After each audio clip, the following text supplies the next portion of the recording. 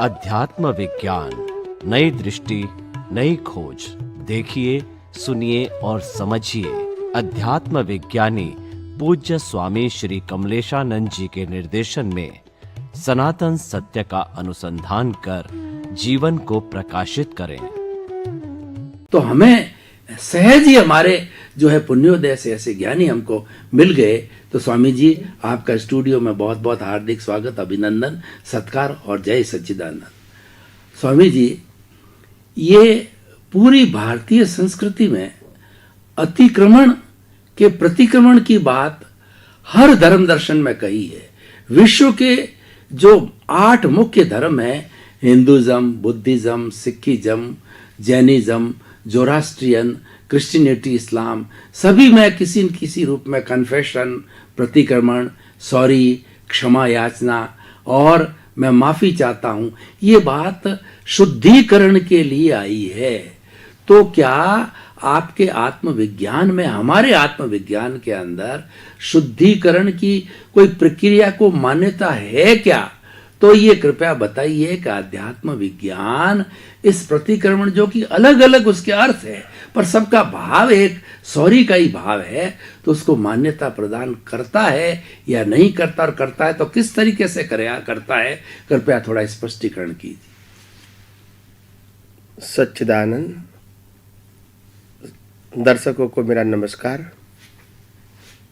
ये बहुत बड़ा प्रश्न है हमारे भारतवर्ष के अंदर और पूरे विश्व के अंदर। जो क्षमा शब्द है, क्षमा, माफी मांगना, प्रतिक्रमण करना, कन्फेशन, और कयामत के दिन हमको जवाब देना पड़ेगा, यानी हर धर्म के अंदर ये एक या दूसरी तरह क्षमापना शब्द का तो अर्थ है, लिखा हुआ उल्लेख है ही। जैन धर्म में भी लिखा है, क्षमा वीरस्य भूषणम, वीर पुरुष का भूषण है क्षमा मांगना और क्षमा देना। तो क्षमा शब्द बहुत बड़ा है, प्रायश्चित शब्द बहुत बड़ा है, प्रतिक्रमण शब्द बहुत बड़ा है, माफी मांगना वो बहुत बड़ा शब्द है। और दुनिया के हर धर्म के अंदर एक या दूसरी तरह से क्षमापना शब्द का प्रयोग किया गया है। तो ये क्षमा शब्द जो है, प्रतिक्रमण शब्द जो है, माफी मांगने का शब्द है, वो धार्मिक शब्द है, सामाजिक शब्द है और मानवतावादी शब्द है। इंसान को अपनी गलती को स्वीकार करना, ये इंसानियत की बात है। इसको धर्म में इसीलिए जोड़ा गया ताकि लोग इसका आसानी से धर्म के माध्यम से पालन करें। इसीलिए धर्म के अंदर क्षमा की, प्रतिक्रमण की और माफ़ी मांगने की बात को इम्पोर्टेंट दिया गया है। और हो भी सकता है कि व्यवहार में तो क्षमा चाहिए, क्योंकि इंसान है और इंसान गलती करता रहता है। कोई जानबूझ के भी करेगा, कोई अनजाने से भी करेगा, कोई करके आनंद भी लेगा और कोई को गलती होने के बाद उसको दुख भी होता है। अलग अलग प्रकार की परिस्थितियाँ अलग अलग प्रकृति के अंदर पैदा होती है। मेन बात यह है कि क्षमा मांगना वो आध्यात्मिक है, धार्मिक है या सामाजिक है। तो क्षमा मांगना वो सामाजिक और धार्मिक प्रक्रिया है, वो आध्यात्मिक प्रक्रिया नहीं है। क्योंकि क्षमा मांगना उसका मतलब ये है पापों से बचना, गुनाहों से बचना। तो क्षमा शब्द समाज के लिए, समाज के लोगों के लिए, धार्मिक लोगों के लिए बहुत इम्पोर्टेंट है, क्योंकि पापों से बचना उनके लिए जरूरी है और इसीलिए माफी मांगना भी जरूरी है। और इंसान होने के नाते अगर गलती होती है तो भूल कबूल करना वो भी अच्छी बात है। मगर इतना जरूर ध्यान रखो कि प्राकृतिक धर्म और सामाजिक धर्म और आत्मधर्म ये अलग चीज है। सामाजिक और धार्मिक धर्म के अंदर क्षमा मांगना आवश्यक है, जरूरी है और मांगना भी चाहिए, क्योंकि हमको पापों से बचना है, गलतियों से बचना है। और इसीलिए माफ़ी मांगना धर्म में, समाज में बहुत ज़रूरी है। मानवता को विकास करने के लिए भी क्षमा मांगना जरूरी है। मगर धर्म और सामाजिक धर्म वो एक ही पाया पर चलती है, संसार चलाने का साधन है। आध्यात्म है वो संसार को समाप्त करने के लिए, चलाने के लिए नहीं है। तो आध्यात्म का बेस सनातन सत्य के ऊपर आधारित है, पाप और पुण्य के ऊपर आधारित नहीं है। तो सनातन सत्य में जानकारी में माफी मांगना वो कोई कंडीशन नहीं है, मगर सनातन सत्य आध्यात्म विज्ञान के अंदर अज्ञान को समाप्त करना वो इम्पोर्टेंट है। गलती की माफी मांगना वो इम्पोर्टेंट नहीं है, अज्ञान को मिटाना वो इम्पोर्टेंट है। अभी आप कहोगे भी गलती और अज्ञान से क्या फर्क है? अज्ञान का मतलब होता है मैं कौन हूं वो नहीं जानना, और दुनिया कौन चलाता है वो नहीं जानना, वो अज्ञान है। गलती का मतलब मैंने गलत बोल दिया, गलत विचार कर दिया, गलत व्यवहार कर दिया, ये क्या है? ये मेरी गलती है, वो अज्ञान नहीं है। तो ये गलती की माफी मांगना और अज्ञान मिटाना दोनों अलग चीज है। आध्यात्म के मार्ग में कहते हैं कि मन वचन काया की अवस्था मात्र कुदरती रचना है, और इसीलिए आपके पास गलत सोचने की, गलत बोलने की या गलत क्रिया करने की स्वतंत्रता कुदरत ने नहीं दिया है। जो भी आप गलत सोचते हैं, बोलते हैं, करते हैं, वो आपके कर्मों का फल है और वो कंपलसरी है।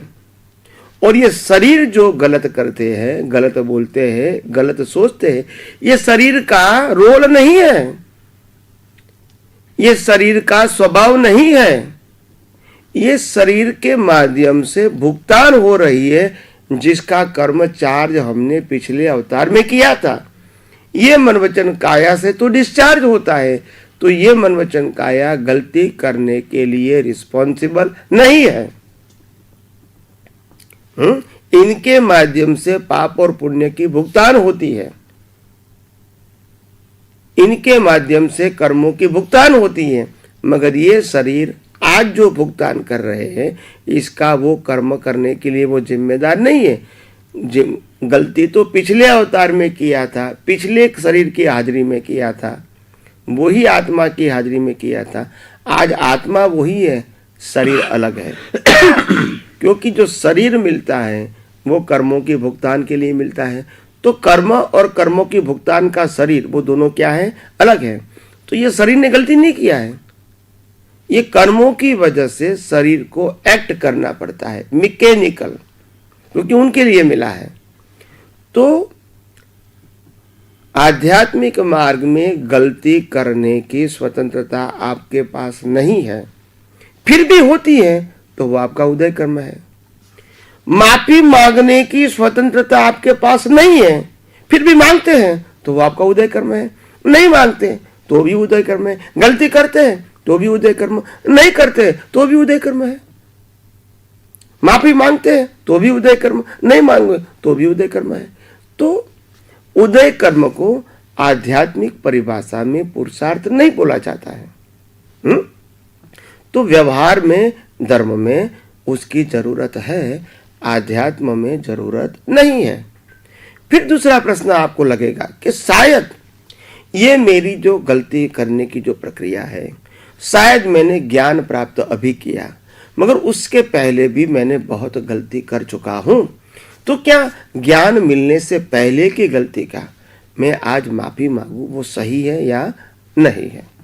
तो ज्ञानी कहते नहीं, भले गलती पहले किया है, ज्ञान आज मिला, मगर जब से ज्ञान मिला तब से आपको ज्ञान का उपयोग करना है या अज्ञान का उपयोग करना है, ये पहले डिसाइड करना पड़ेगा।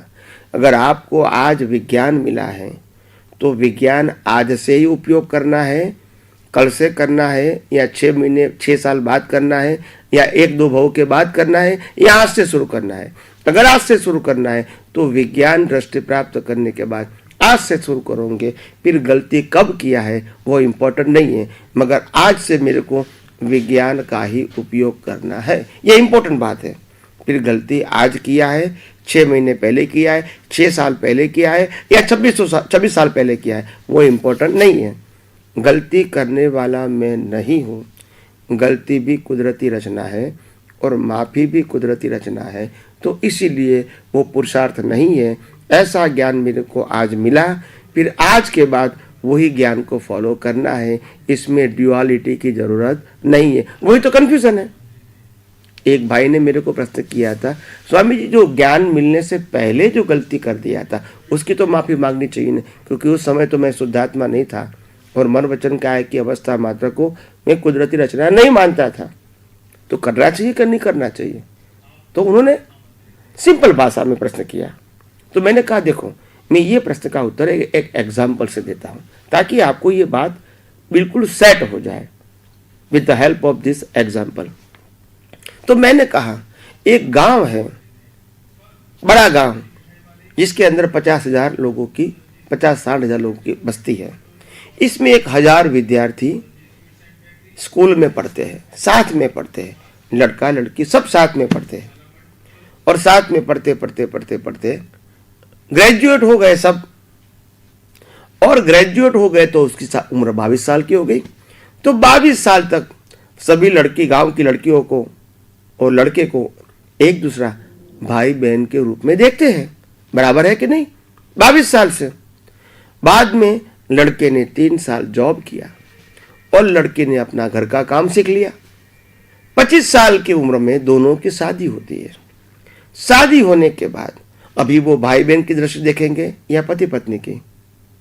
पति पत्नी की दृष्टि देखेंगे। हम कहेंगे आपने 25 साल जो भाई बहन देखा, क्या वो गलती है आपकी? तो इसका प्रायश्चित करो। तो क्या कहोगे? तो क्या कहोगे? इसका प्रायश्चित जरूरी है। आज हम पति पत्नी के रूप में देखते हैं, मगर 25 साल से तुमने भाई बहन के रूप में देखा, तो क्या इसका आपको प्रायश्चित करना पड़ेगा? नहीं। आज पति पत्नी है और पति पत्नी के रूप में ही पूरी लाइफ को देखना है। पास में संजोग क्या थे, उस समय क्या देखा, वो आज देखने की जरूरत और सोचने की भी जरूरत नहीं है। आज जो हम हैं वो ही हमारे लिए इंपॉर्टेंट है। कल क्या थे वो आज के लिए इंपॉर्टेंट नहीं है। कुदरत का एक ही कानून है, जो आपने गलती किया है, जितनी बार गलती किया है, उसका श्वास खत्म हो गया, इसका आयुष्य खत्म हो गया और संजोग भी खत्म हो गया। और आज जो आपको श्वास मिला है, आयुष्य मिला है, संजोग मिला है, वो श्वास, कर्म, आयुष्य आज के लिए है या कल के लिए है? तो आज का श्वास, आज का आयुष्य, आज का संजोग आज के लिए। और आज आप कल की या तो 2, 3, 4 महीने पहले की, 2-4 साल पहले की गलती आज देखते हो, मतलब you waste your time and energy as a spiritual science, because the science says you always living in a present. Don't think about the past and future, live in a present. Present is a actual and past is a gone and future is not at present. So don't think or look about the futures and past. Live in a present all the times so you can realize the science. तो आध्यात्म विज्ञान के अंदर प्रतिक्रमण का कोई स्थान नहीं है, क्षमापना का कोई स्थान नहीं है, आप समझे ना।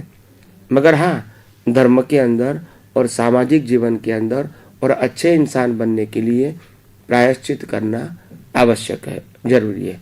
आध्यात्म मार्ग में प्रायश्चित शब्द ही नहीं है, क्योंकि आध्यात्म के अंदर मन वचन काया की अवस्था मात्र कुदरती रचना है।